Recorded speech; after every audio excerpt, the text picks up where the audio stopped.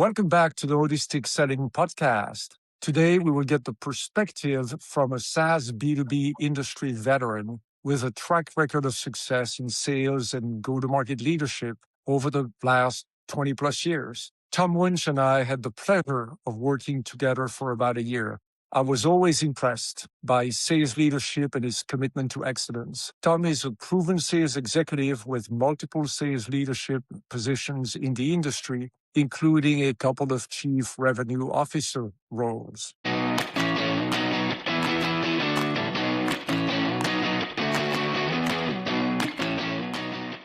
Tom, I look forward to our conversation today. Please take a minute to introduce yourself. Absolutely. My name is Tom Wuensch. I've been in technology sales for over 25 years, cut my teeth at AT&T. Since then, I've worked for very large global organizations, startups, and everything in between. I've worn many hats, as you have indicated, as an individual contributor, a player coach, sales leader, an operations leader. But I think the common thread for me is my focus on delivering customer value. Fantastic. And we'll talk more about this, obviously, as we go along. So thanks to the intro. This conversation is obviously well aligned with the key purpose of holistic selling, which is a revenue acceleration system that is built on orchestrating all the company functions and processes to enable the frontline team members to deliver extraordinary experiences and outcomes to customers and prospects. And at a time of increased competitive pressures in every SaaS market, building trust with customers and prospects has never been more important. So from your perspective, Tom, let's talk first about culture. What have you seen in terms of which culture works best to make that happen? Yeah, it's a great question. My experience has been organizations that are successful for an extended period of time really embrace a culture that is customer focused. Now, on its surface, that sounds good, but when you kind of peel back the onion, it really means having a culture that supports the customer across every interaction. Do you have a culture in an organization that is putting the customer first in every decision? And so that really means having a certain level of humility, being able to take good feedback as well as tough feedback, and being able to course correct. Organizations sometimes put a lot of focus on the revenue without necessarily understanding that the organization itself is not properly structured for that long-term growth. That makes sense. Absolutely in agreement with you. Customer focus, putting the customer first, having the humility to take feedback and adapt along the way. What other values have you seen are necessary for a company to adopt and live by to truly be customer focused? Because everybody says we're customer first. Right. Nobody will ever say the reverse. So, but what makes truly that customer first culture stick from a value perspective? And I would agree with you. A lot of organizations will pay lip service. And of course, we put our customer first, but that doesn't necessarily translate to how they operate. And what does that go to market motion? And so looking at an organization, where are you putting the emphasis? Is it on revenue? Is it on the customer? And sometimes those are not necessarily the same. And I think short-term pursuit of revenue, and you'll see a lot of organizations have early success. And then over time, that success starts to wane. And when you really scratch the surface, it's because internally the organization and the different departments are not completely aligned. Sales, marketing, product development, customer support have their own objectives and ideas and are not really coming together to figure out how do we create the best possible experience for the customer across every touch point. What is that experience when a customer is first interacting with the organization? What is the experience that customers have when they're trying to engage with your sales team, with customer support, providing feedback? A lot of organizations don't necessarily embrace that customer obsessed focus. And I see often than not, too many organizations start to stumble. And that causes a lot of, in my opinion, bad decisions. The first reaction is, well, we have the wrong sales team. We need to change the sales team. We need to hire different people. And there may be some truth to that. But when you kind of dig deeper, you start to realize is that not putting the customer first in everything that you do is where the real problem lies. You're so right. Sales is a team sport, but it goes beyond selling is a team sport. It requires, as you pointed out, that all functions need to be aligned around that true north, which is customer first, delivering outstanding, exceptional experiences and outcomes to the customer, and making sure that that becomes the litmus test to every decision you make along the way. Yeah, absolutely. And I would just add to that, I think years past, organizations had the luxury of once they acquired the customer, that they could hold on to that customer for a long period of time. The market has changed. So new companies, digital first, AI native companies are springing up on a daily basis. And so if you don't put your arms around the customers and create those wonderful, delightful experiences, they will leave you. Brand loyalty is at an all-time low. Why? Because the ability to choose a new solution has never been easier. And so organizations, in my opinion, that really embrace a customer first approach will be able to kind of create that customer moat, if you will, to insulate themselves from those competition. Excellent concept, because you're right. At the end of the day, I go back to a concept that came up in the 90s, the leadership of market leaders, about you can achieve differentiation through product superiority, customer intimacy, or operational excellence. And let's face it, it's very difficult to differentiate products these days. It's very difficult to build operational processes that are differentiated as well. What it comes down to is customer intimacy, is how you behave in front of customers, the relationship and the trust to build with them over time and over the long term, the brand loyalty that you create. You talked about this being the customer moat. I think the most important moat that protects brands and companies from attrition over time is their ability to put customer first and deliver those extraordinary experiences and outcomes at every touch point. What have you seen that works?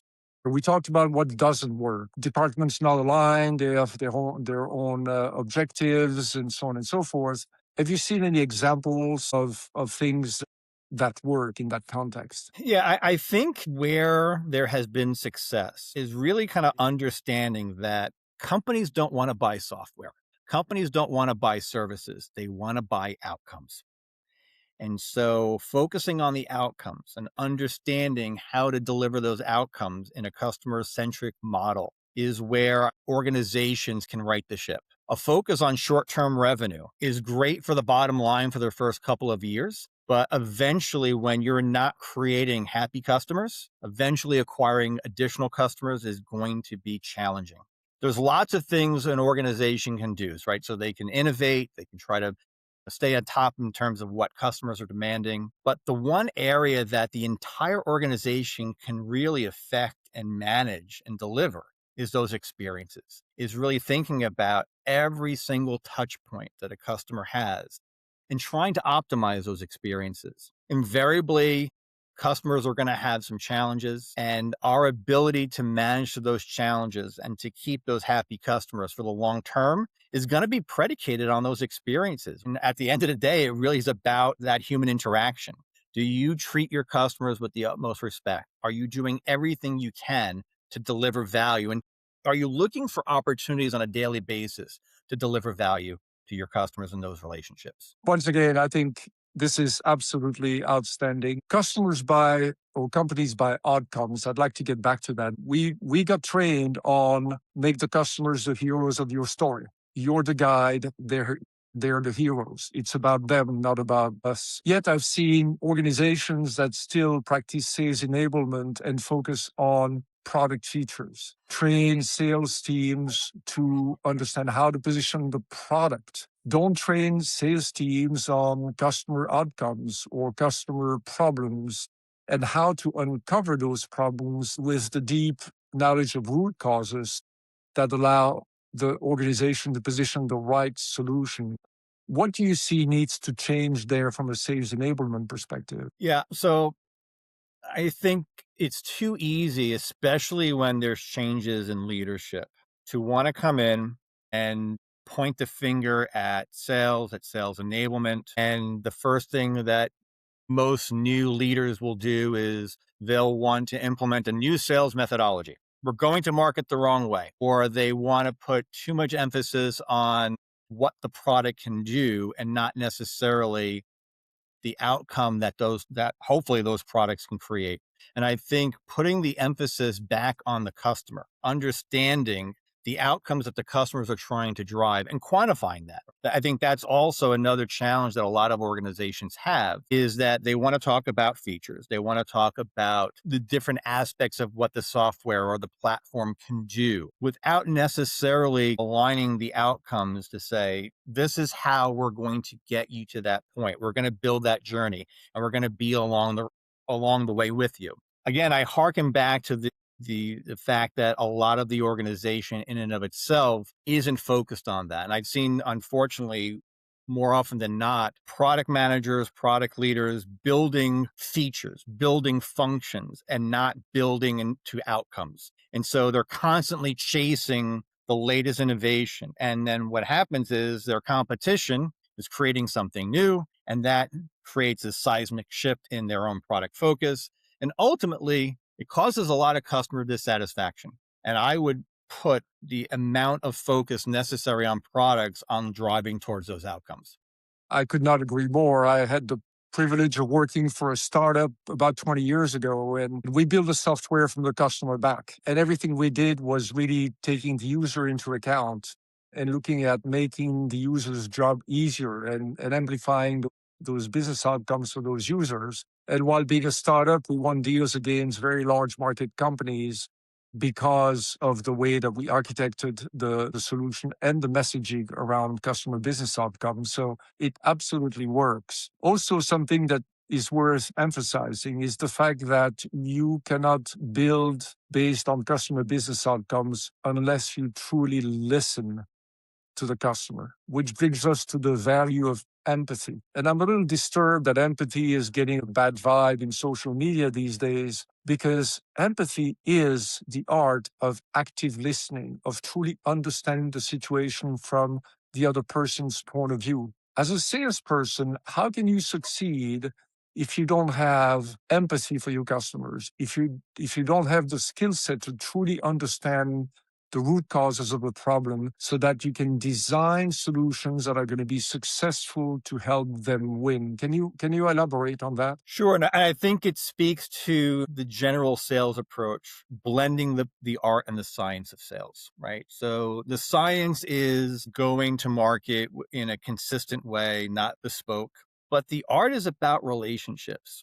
It's how do you transcend that interaction with a customer that instead of it being a salesperson and a customer, transcending that relationship into trusted advisor and partner. That's where you're really linking arms with your customers and moving forward together. And then that feeds great product feedback, that feeds innovation, that feeds customer success, that feeds the entire organization. But when you don't have empathy, and if you don't have the ability in the organization to take that honest feedback, your sellers are on the street. They're the ones who, for the most part, are having those day-to-day interactions with your customers. They're getting fantastic feedback. Are you taking that feedback to heart? Are you adopting that feedback into your products, into your marketing, into your customer support organization? Or are you dead set on telling the market what they should believe, telling the customers what they should be experiencing?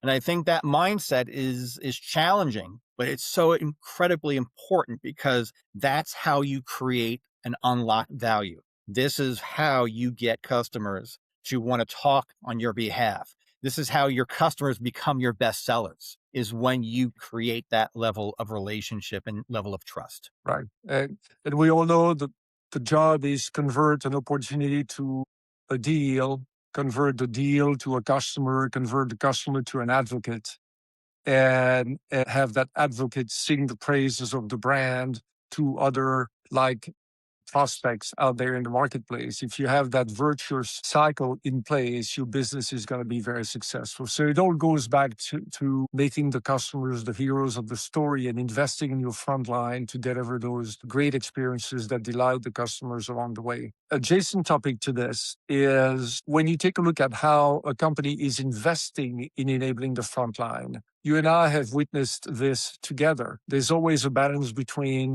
investing in growth and investing in the front line and investing in increasing profit or minimizing expenses to grow the EBITDA in the short term. What is your perspective on that balance and how to achieve the right balance between long-term customer outcomes and growth and short-term profitability? Sure.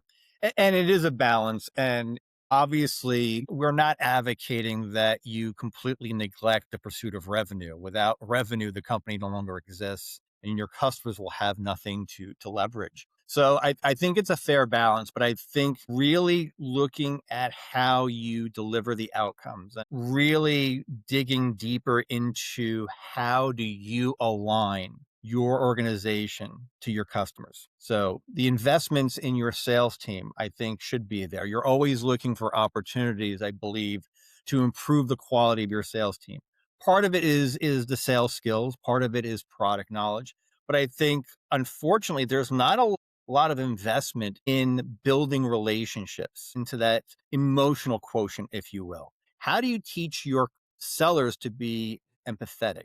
How do you teach your sellers to be better listeners? How do you teach your sellers to really dig deep and build real relationships? And that's a challenge for any organization. We all start off with an opportunity and we look at that organizational heat map and we try to figure out where do we need to align in the organization. And more often than not, what happens is that sellers get stuck at a certain level because they're not bringing value into those higher level relationships. And so being empathetic, understanding more about the organization, tying those short term and long term outcomes that the organizations have, I think invariably is where we need to make investments. I think that's very well said. And again, there's a lot of organizations out there who lack investment in educating, training, enabling the front line. You said it's art and science. Yes, you can have the science of the perfect sales process, but you also need to train the sales force on how, as you pointed out, how to practice humility and empathy and respect and integrity to ensure that you create trust with the customer. You also mentioned value, which I think is very important. We always talk about value as something we deliver after implementation. Our solution is delivering a 20% improvement in X, Y, and Z. I think what's so important throughout the entire process is how do you deliver value every step of the way? And that means different things to different people at every stage. Do you have a few examples of how to best deliver value at every stage in the relationship? Yeah, I think it starts with experience mapping, understanding every potential customer touch point and looking across the organization and not diminishing what is the experience with your customers and your customer success teams. What is the experience that your customers are having with account management, with senior leadership? And I think starting off and understanding where those touch points are and then really taking a step back and having an honest dialogue to say, are we creating delight? Are these touch points improving our relationship? And sometimes the quantification of that is not necessarily the revenue, but my belief is that when you focus every interaction on the customer, the revenue will come. But it really starts with understanding how your customers are interacting and then meeting them where they want to be and not necessarily trying to force customers. And I've seen this unfortunately too often than not is sellers are so driven on delivering revenue that they construct agreements and deals to try to get the deal across. And then eventually over time, those customers will not renew. And so you create long-term problems for that short-term gain. And I think flipping that and looking at opportunities where you can create light at every step of the interaction is really going to build those long-term relationships. And going back to this notion of value, from the very first call you ever with a customer, the goal is to get incremental commitment from that customer to want to take the next call, the next demo, the next interaction of some sort. And I think value and commitment go hand in hand. It's a two-way street. It's a value equation. So every interaction with the customer, it's important to focus on what value can I deliver to the customer in this interaction today? Early in the cycle, it may mean tell them something they don't know, deliver a piece of information that is new to them. That is value.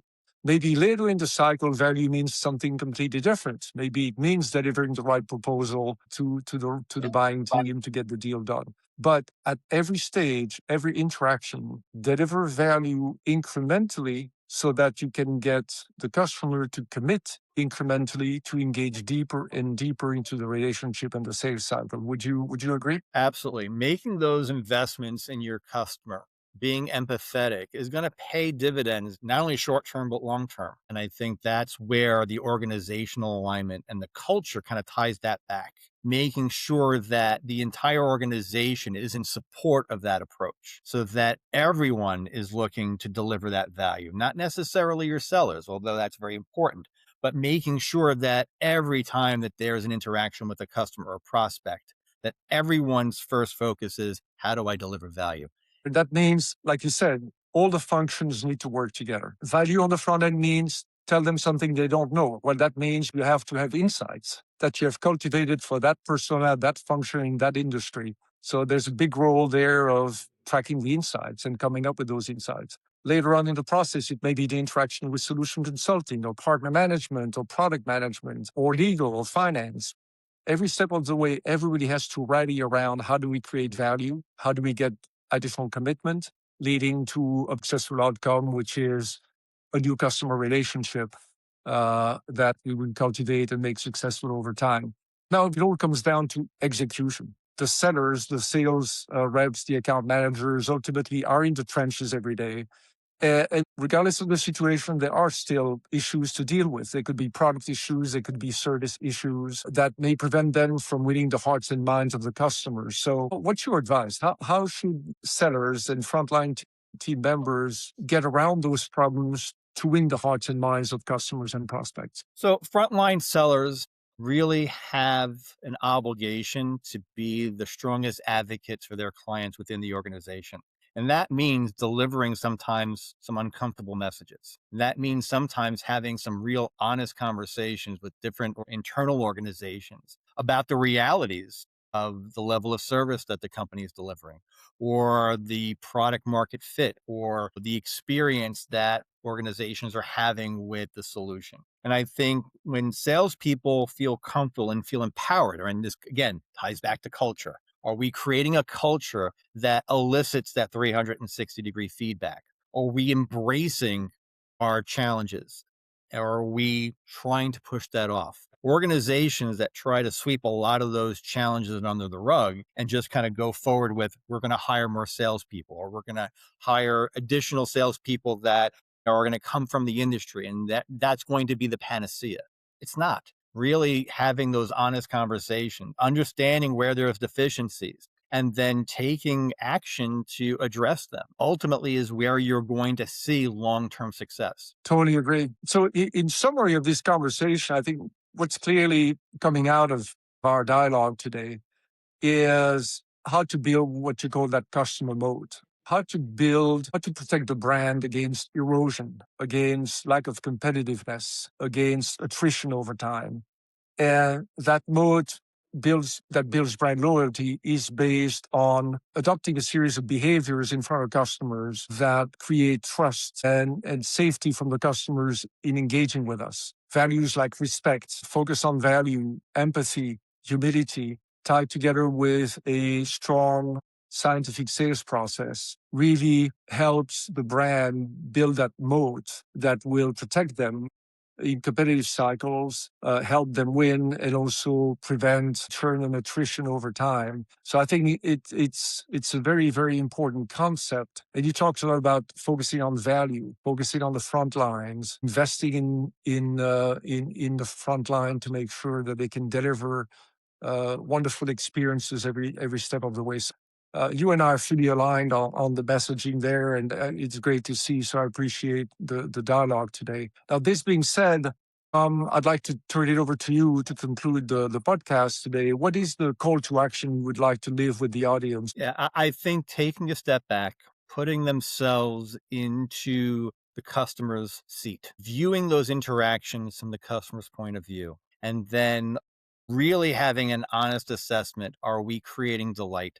Are we unlocking value? Are we helping our customers drive to the outcomes they want? And then if the answer is no, putting a plan in place to address that. Some of these challenges are not solved overnight, but I think it starts with really first having the intellectual fortitude and honesty to understand that there are some opportunities for improvement, and then a call to action across the organization so that you're starting to build a customer obsessed culture. I think there's probably not a better way to end the call today than to talk about customer obsessed culture. I think that's a great message for the audience. So Tom, thank you so much for spending this time with me today. Great conversation. Great to see that we're fully aligned in terms of the key dimensions that will make a customer or a company win in the marketplace. So with that, Tom, thank you so much again for sharing your message with the audience today. It was my pleasure. Thanks for having me, Bernard.